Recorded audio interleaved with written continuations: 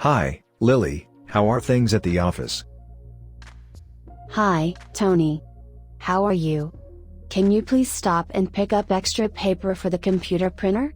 What did you say? Can you repeat that, please? Did you say to pick up ink for the printer? Sorry, the phone is cutting out. Can you hear me now? No, I need more computer paper. Listen, I'll text you exactly what I need. Thanks, Tony. Talk to you later. Thanks, Lily. Sorry, my phone has really bad reception here. Tony और lily ये आपस में बात कर रहे हैं, लेकिन telephone पे या मोबाइल पे बात कर रहे हैं। कई बार ऐसा होता है कि बातचीत प्रॉपर हो जाती है, ठीक से हो जाती है, लेकिन कभी कभी ख़ास तौर पे मोबाइल कॉन्वर्सेशन में या टेलीफोनिक कॉन्वर्सेशन में जब आप टेलीफोन या मोबाइल का उपयोग करते हैं तब बातचीत में चीज़ें सही से कभी कभी नहीं सुनाई देती, कभी कभी कनेक्शन वीक होता है। तो व्हाट डिड यू से ये टोनी ने इसलिए कहा कि लिली की बात उन्हें थोड़ी समझ में नहीं आई। तो व्हाट डिड यू से हम तब उपयोग करते हैं जब आपको कुछ चीज़ें नहीं समझ में आ रही होती है, यानी व्हाट डिड यू से आपने क्या कहा, फिर मुझे बताइए या दोबारा से कहिए। तो इसको ये भी कह सकते हैं कि जब आप कुछ एक्स्ट्रा इन्फॉर्मेशन या एडिशनल इन्फॉर्मेशन या जानकारी हासिल करना चाहते हैं तब भी आप व्हाट डिड यू से का इस्तेमाल कर सकते हैं। इसी व्हाट डिड यू से के और भी उपयोग हो सकते हैं, जैसे यहाँ पर क्योंकि टोनी ने कुछ सुना लेकिन पूरा नहीं सुन पाए, तो इसलिए उन्होंने कहा व्हाट डिड यू से। लेकिन इसी व्हाट डिड यू से का और भी उपयोग हो सकता है, जैसे what did you say that your name was, और केवल यही व्हाट डिड यू से योर नेम वॉज, आपने क्या बताया अपना नाम, आपका नाम क्या था, फिर से बताएंगे। या फिर आई am sorry what did you से। तो जहाँ पर टोनी ने ये व्हाट डिड यू से यूज़ किया है जब लिली ने उनको जवाब दिया, तब ये भी कह सकते थे आई am sorry what did you से, आपने क्या कहा। इसी तरीके के व्हाट डिड यू से या आपने क्या कहा या दोबारा कहिए, इन सब को कहने के अलग अलग फ्रेजेस हैं और भी तरीके हैं, अलग अलग वेज हो सकते हैं। जैसे एक्सक्यूज मी का मतलब जब आप कॉन्वर्सेशन कर रहे हो तो एक्सक्यूज मी का मतलब यही होता है कि बताइए समझ नहीं आया, दोबारा बोलिए। या फिर आई कैंट हियर यू, मुझे सुनाई नहीं दे रहा है, आपकी बातचीत, आपकी आवाज़ मुझे नहीं आ रही है। या सॉरी, केवल सॉरी भी बोल सकते हैं, आई एम सॉरी ज़्यादा अच्छा है। कम अगेन, ये आप देखेंगे कॉमनली कॉर्पोरेट वर्ल्ड में ये कम अगेन बहुत ज़्यादा यूज़ होता है। कम अगेन का मतलब यही होता है कृपया दोबारा बोलिए, मुझे सुनाई नहीं दे रहा है। आई बेग योर पार्डन, अगर आप पोलाइटली, सौम्य या सभ्य तरीके से कहना चाहते हैं तो आप बेग योर पार्डन कह सकते हैं। इसके अलावा आई बेग योर पार्डन पूरा करने की जगह आप सिंपली पार्डन भी कह सकते हैं। जैसे आई एम सॉरी की जगह आप सॉरी कहेंगे, आई बेग योर पार्डन की जगह पार्डन कह सकते हैं।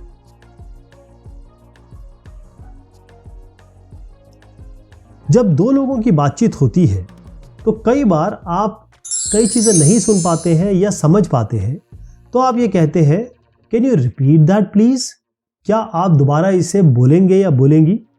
टोनी ने यही लिली से कहा कि आपने क्या कहा, मुझे सुनाई नहीं दिया, क्या आप इसे दोबारा बोलेंगी, दोबारा रिपीट करेंगी। तो ये कैन यू रिपीट दैट यानी दोबारा बोलने के लिए आप अपनी इच्छा व्यक्त कर रहे हैं या फिर एक रिक्वेस्ट कर रहे हैं, तो इसीलिए आपने यहाँ प्लीज़ यूज़ किया है। ये बड़ा फॉर्मल तरीका है बोलने का और इसे आप पोलाइट तरीका कह सकते हैं या सभ्य तरीका, शिष्ट तरीका, जिससे आप किसी दूसरे को अपनी बातचीत दोबारा कहने के लिए या उन्होंने जो कहा है उसको दोबारा बोलने के लिए एक आग्रह कर सकते हैं, रिक्वेस्ट कर सकते हैं। इसमें एक और बात है, जब आप कोई चीज़ नहीं समझ पाते तो या सुन तो लेते हैं लेकिन समझ नहीं पाते, तब भी आप can you repeat that please बोल सकते हैं। यानी कि अगर आपकी समझ में बात नहीं आई है तो उसके लिए आप रिक्वेस्टफुली बोल सकते हैं कि भाई आप ये चीज़ दोबारा बोलिए। अब can you repeat that please के और भी उपयोग हो सकते हैं, ज़रूरी नहीं कि ये टेलीफोनिक कॉल पे हो, ज़रूरी नहीं है कि मोबाइल कॉल पे हो, आमने सामने भी आप इसे बोल सकते हैं और तरीक़ों से भी बोल सकते हैं। ज़्यादा बेहतर तरीका है sorry, I still didn't here you, मैं आपको नहीं सुन पा रहा हूँ, माफ़ कीजिएगा, could you repeat that please. तो कैन और कुड ये आमतौर पे दोनों यूज़ होते हैं। कैन यहाँ पर जब आप इनफॉर्मल तरीका अपनाते हैं, कुड जब आप फॉर्मल तरीका अपनाते हैं। तो कभी भी आप किसी से आग्रह करेंगे, रिक्वेस्ट करेंगे कि ये बात आप दोबारा बोलिए, तब उसके क्या क्या तरीक़ों से हो सकते हैं। बहुत सारे तरीके हैं, जैसे would you mind repeating that, क्या आप माइंड करेंगे दोबारा बोलना, या क्या आप दोबारा बोल सकते हैं। एक्सक्यूज़ मी, एक्सक्यूज़ मी थोड़ा सा इनफॉर्मल होता है, यानी कि कोई आपसे कोई बातचीत कर रहा है तो आप बोलेंगे एक्सक्यूज़ मी, ये तरीका हो सकता है। अगर आप थोड़ा सा रिस्पेक्टफुली बोलेंगे तो आप बोल सकते हैं एक्सक्यूज़ मी, तो इसका मतलब आप कह रहे हैं कि आप दोबारा बोलिए। पार्डन या पार्डन मी, सॉरी, सॉरी के दो तरीके और मैं आपको बताऊंगा। कम अगेन सबसे ज़्यादा यूज़ होने वाला है आई बेग योर पार्डन और सिंपली पार्डन। सॉरी में आप आई एम सॉरी भी बोल सकते हैं, और एक बहुत इंपॉर्टेंट और बहुत अच्छा शब्द है या फ्रेज है, वो है sorry I didn't catch that और आई डिडंट कैच यू, और यहाँ पर would you mind repeating that. ये जो है ये बड़े फॉर्मल तरीके हैं अगर आप किसी से दोबारा बुलवाना चाहते हैं वही चीज़ जो आपको समझ में नहीं आई या फिर आप नहीं सुन पाए।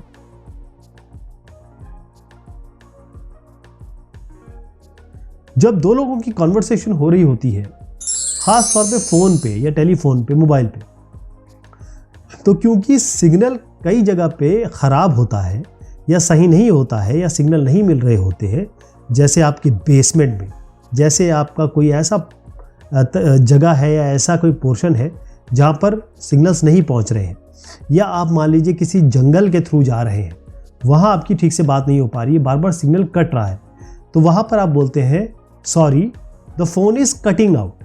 ये जो कटिंग आउट शब्द है ये सबसे ज़्यादा यूज़ होता है कॉन्वर्सेशन में, ख़ास तौर पे टेलीफोनिक कॉन्वर्सेशन में। तो कटिंग आउट किस लिए यूज़ होता है कि जब आप कॉलर को बताना चाहते हैं, यानी जो भी आप जिससे फ़ोन पे बात कर रहे हैं दूसरी तरफ है, उनको ये बताना चाहते हैं कि मुझे समझ नहीं आ रहा है या फिर सिग्नल थोड़ा वीक है या आवाज़ कट रही है, और ये ख़ास तौर पे जो आपका सिग्नल है वो सेलुलर नेटवर्क या कहें कि जो जहाँ भी एंटेना होगा वहाँ से आता है, और वो रिसेप्शन अगर ख़राब है, सिग्नल आपको नहीं मिल रहे हैं, तो आप कहेंगे sorry the phone is cutting out. एक और शब्द बड़ा इंपॉर्टेंट है जब कटिंग आउट यूज़ होता है, तो वो है कट ऑफ। कट ऑफ का मतलब होता है to hang up the phone, यानी फ़ोन की बातचीत को ख़त्म करना, या फ़ोन आप रख देते हैं जैसे क्रेडल पे, जैसे आप नॉर्मल फ़ोन कर रहे हैं जो लैंडलाइन फ़ोन होता है, तो कट ऑफ का मतलब होता है फ़ोन को रख देना, अब बातचीत ख़त्म हो गई, please cut off the phone. अब इसको उपयोग कैसे करेंगे इस पर्टिकुलर फ्रेज़ को, I hope this call is not cut off, मेरी ये संभावना है या मैं ये सोचता हूँ कि ये फ़ोन अब ना कट जाए, दोबारा ना कट जाए। या आप कह सकते हैं I am sorry I cut off the phone by accident. कभी कभी आप किसी का कॉल आ रहा होता है, आप ग्रीन बटन की जगह रेड बटन दबा देते हैं, तो आप ये कहते हैं कि अरे गलती हो गई यार, फ़ोन मेरी गलती से कट गया, तो आप कट ऑफ कहेंगे, यानी फ़ोन काटने को, फ़ोन रखने को आप कट ऑफ कहते हैं। एक और एग्जांपल देखिए, if we get cut off I will call you back. किसी भी कारणवश अगर हमारी बातचीत नहीं हो पाती है या फिर फ़ोन कट जाता है तो मैं आपको कॉल बैक करूँगा। अब ये कटिंग आउट, इसको कहने के बहुत सारे तरीके हो सकते हैं। ख़ास तौर पे टेलीफोनिक कॉन्वर्सेशन में बातचीत बार बार कटती है, तो वहाँ पर आप क्या कह सकते हैं, the line is breaking up, या आप कह सकते हैं आई एम लूजिंग यू, या योर वॉइस इज़न्ट ऑडिबल, आपकी आवाज़ क्लियर नहीं आ रही है या मैं सुन नहीं पा रहा हूँ, या your voice is breaking.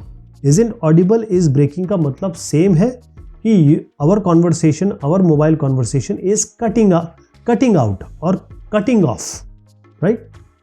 The line isn't good, यानी आप ये बता रहे हैं कि भाई यहाँ पर जो सिग्नल है वो वीक है।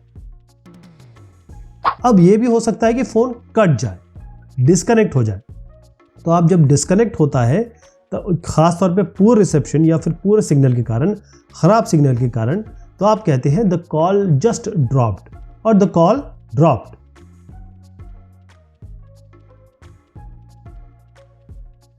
जब दो लोग फोन पे या मोबाइल पे बात करते हैं तो आप देखते हैं कि आमने सामने जब बात होती है तो आप सीधा कहते हैं सी यू लेटर, लेकिन यहां पर लिली इनको कह रही हैं, टोनी को, टॉक टू यू लेटर, आपसे बाद में बातचीत होगी। तो टॉक टू यू लेटर एक तरीके से जैसे आप आमने सामने रेगुलर कॉन्वर्सेशन, आमने सामने जो फेस टू फेस कॉन्वर्सेशन होता है, बातचीत होती है, वहां पर आप क्या कहते हैं, okay see you later, bye bye. यहां पर इसी तरीके से फोन पे आप टॉक टू यू लेटर कहते हैं, ये बिल्कुल इक्विवेलेंट है। सी यू लेटर आमने सामने, टॉक टू यू लेटर का मतलब है फोन पे कहते हैं कि आपसे बाद में बात होगी। इस टॉक टू यू लेटर को कहने के और भी बहुत सारे संभावित तरीके हैं, जैसे thank you for your time, have a great day, bye, आपके समय का शुक्रिया, आपका दिन शुभ हो, बाय, या अलविदा। या आप कह सकते हैं thanks for calling, speak to you next time, have a good day. इसमें देखिए सब में 3 पार्ट है। पहला तो यह है कि आप धन्यवाद कर रहे हैं, फिर कह रहे हैं कि भाई हम दोबारा बात करेंगे या आपका दिन शुभ हो, और आखिर में आप उनको एक बहुत अच्छा क्या है पार्टिंग अवे दे रहे हैं, या बाय बाय कह रहे हैं, या धन्यवाद दे रहे हैं। Have a lovely morning, afternoon, night. अब किस समय आप बात कर रहे हैं उसके हिसाब से आप इसे मॉर्निंग, आफ्टरनून, नाइट कहेंगे, लेकिन लवली हमेशा इनफॉर्मल तरीके से यूज होता है, यानी कि अनौपचारिक तरीका। ये आप कभी भी अपने बॉस से नहीं कह सकते या किसी ऑफिस कलीग से लवली नहीं कहेंगे। I will talk to you again soon, bye for now, मैं आपसे बात करूंगा बहुत जल्द, अभी के लिए या अभी के लिए बाय बाय या अलविदा। अमेरिकन इंग्लिश में आपने कई बार देखा होगा कि या पिक्चरों में देखा होगा, I have a meeting soon so I have to run, मेरी मीटिंग है, मुझे भागना होगा या मुझे जाना होगा। अमेरिकन इसमें एक शब्द यूज करते हैं, I got a run, I have a meeting soon so I got a run. Gotta का मतलब ये होता है, गॉटा जो शब्द है ये गॉट टू का शॉर्ट फॉर्म है, या I have to go, I have to run, या I got go, I got to गो।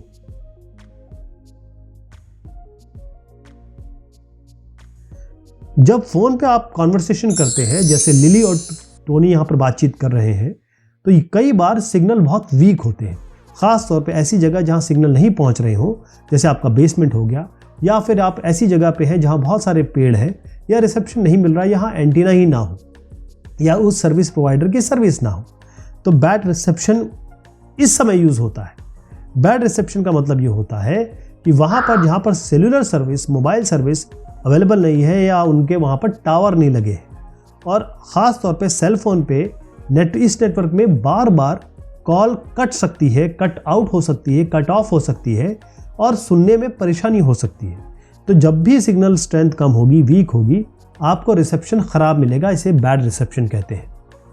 तो यहाँ पर इन्होंने कहा, टोनी ने, thanks lily, sorry my phone has really bad reception here. तो सेल फोन रिसेप्शन कई ऐसी जगह, जैसे रिमोट एरिया में आपको बताता हूँ, बड़ी बड़ी बिल्डिंग के बेसमेंट, अंडरग्राउंड सबवे होता है, या फिर आपका मेट्रो स्टेशन जो अंडरग्राउंड हो, वहाँ पर आपको बैड रिसेप्शन मिलेगा, वहाँ ठीक से बात नहीं हो पाती है। 2 चीज़ें इसमें मैं आपको बताऊंगा। अगर आप देखेंगे किसी से बात कर रहे हैं और आप पूछना चाहते हैं, क्या लिली अब कनेक्शन बेटर हुआ, क्या अब आप मुझे सुन सकते हो, तब आप ऐसे फ्रेजेस का यूज़ करेंगे। अगर आप ये पूछना चाहते हैं क्या अब कनेक्शन बेटर है, क्या बातचीत हो सकती है, तो उसके लिए आप क्या यूज़ करेंगे, how is that, any better, कैसा है अब थोड़ा कनेक्शन ठीक है या बातचीत हो सकती है, या can you hear me now, क्या अब आप मुझे सुन सकते हो, या how about that, is it clear now. मतलब आपने, मान लीजिए आप ईयरफोन लगा के बात कर रहे हैं, आपने ईयरफोन लगाया, निकाला, फिर आपने बातचीत शुरू की, how about that, is it clear now. तो आपने परिवर्तन किया कुछ और उसके बाद जाने की कोशिश की, या ऐसी जगह चले गए जहाँ पर आप मानते हैं कि बैड रिसेप्शन नहीं होगा, जैसे बिल्डिंग के नीचे है तो आप ऊपर आ गए या बाहर की तरफ आ गए, वहाँ पर आप ये पूछ सकते हैं ये तीनों में से कोई भी फ्रेज। अब जब कनेक्शन खराब है तब आप कैसे पूछेंगे, ये तो ये है कि जानने के लिए क्या कनेक्शन सही हुआ या क्या हम बात कर सकते हैं, लेकिन कई बार जब कनेक्शन खराब होता है तब आप कैसे पूछेंगे, उसके लिए आप पूछेंगे I am sorry, I think you are breaking up और we are breaking up, could you say that one more time. इसमें ब्रेकिंग अप का मतलब ये नहीं होता है कि जो प्रेमी प्रेमिका एक जब उनका बिछो होता है, अलग होते हैं, ये उसका मतलब है कि हमारा कॉल ब्रेक हो रहा है। क्या आप ये एक बार और बोल सकते हैं? Could you say that one more time? या फिर द कनेक्शन इज बैड, जैसे यहाँ पर बैड रिसेप्शन वाली बात है, can you say that again? क्या आप इसे दोबारा बोल सकते हैं? या फिर I think I just lost you, could you repeat that? मतलब आपकी बात कट गई या मैंने सुनी नहीं या सुनाई नहीं दी, क्या आप इसे दोबारा बोल सकते हैं?